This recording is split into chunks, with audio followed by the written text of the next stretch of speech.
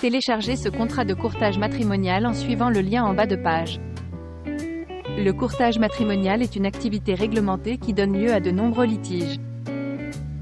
Ce modèle de contrat tient compte des dispositions spécifiques applicables à ce secteur d'activité.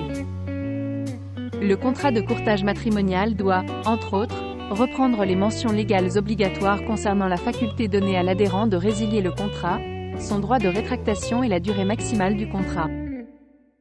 Il a été jugé qu'en cas de facilité de paiement ou de paiement échelonné accordé au candidat au mariage, l'agence matrimoniale ne peut être considérée comme prêteuse, de sorte que les dispositions légales relatives aux opérations de crédit ne sont pas applicables. Le contrat de courtage matrimonial ne relève pas des dispositions légales encadrant le crédit, dans la mesure où l'article L311-1 du Code de la consommation exclut expressément les contrats conclus en vue de la fourniture d'une prestation continue ou à exécution successive de services. Le candidat au mariage doit disposer d'un délai de renonciation de 7 jours à exercer par lettre recommandée avec avis de réception. Au terme d'une attestation séparée, le candidat peut expressément certifier avoir été informé de la possibilité qui lui est offerte de renoncer à son engagement dans un délai de 7 jours. Dans le cas général, l'agence matrimoniale s'engage, pour une durée de 12 mois à mettre à la disposition de l'adhérent ses conseils, son assistance et l'ensemble de ses moyens pour lui permettre de rechercher une union avec l'une de ses adhérentes. À cette fin, l'adhérent doit remplir un questionnaire d'orientation auquel la société s'efforce de satisfaire, sans obligation de résultat. Au titre des moyens mis en place, peuvent être prévus par le contrat de courtage matrimonial. Un entretien psychologique avec établissement d'une fiche de renseignements personnels et de souhaits. La présentation de l'adhérent, sous la forme d'un dossier photographique et de personnalité. Des propositions de contact avec d'autres adhérents, ES sur l'ensemble des agences partenaires. L'adhérent peut donner mandat à l'agence pour sélectionner les réponses qu'il estime valables. L'agence matrimoniale peut aussi conseiller la meilleure harmonisation possible entre le profil de l'adhérent et celui de son ou sa future partenaire, par des prestations supplémentaires effectuées par des conseillers en relations humaines.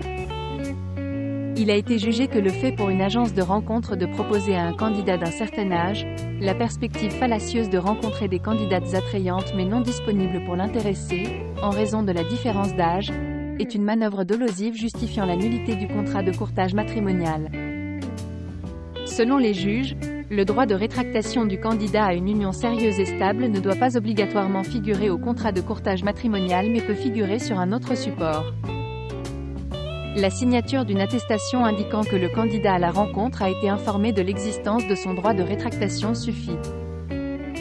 Ce contrat peut aussi être utilisé pour des unions franco-étrangères et notamment pour des rencontres en dehors de l'Union européenne.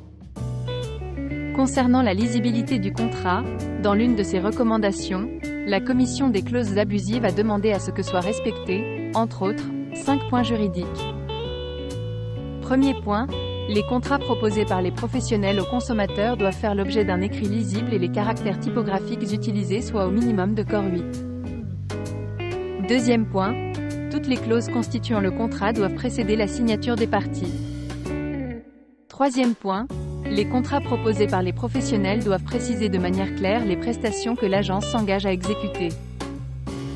Quatrième point, les contrats proposés par les agences matrimoniales doivent préciser la durée pour laquelle ils sont conclus. Cinquième point, la clause de résiliation au seul bénéfice de l'agence matrimoniale et selon son bon vouloir.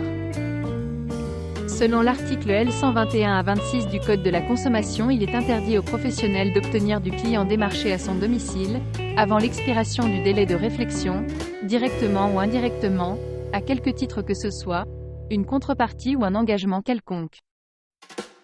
Le démarcheur, agissant pour le compte de l'agence matrimoniale, ne doit recevoir aucune somme avant l'expiration du délai de réflexion accordé au consommateur, sous peine d'être poursuivi en correctionnel. Merci d'avoir suivi cette vidéo et n'oubliez pas, pour vos modèles de contrats et infos juridiques, faites confiance uniquement à des professionnels du droit.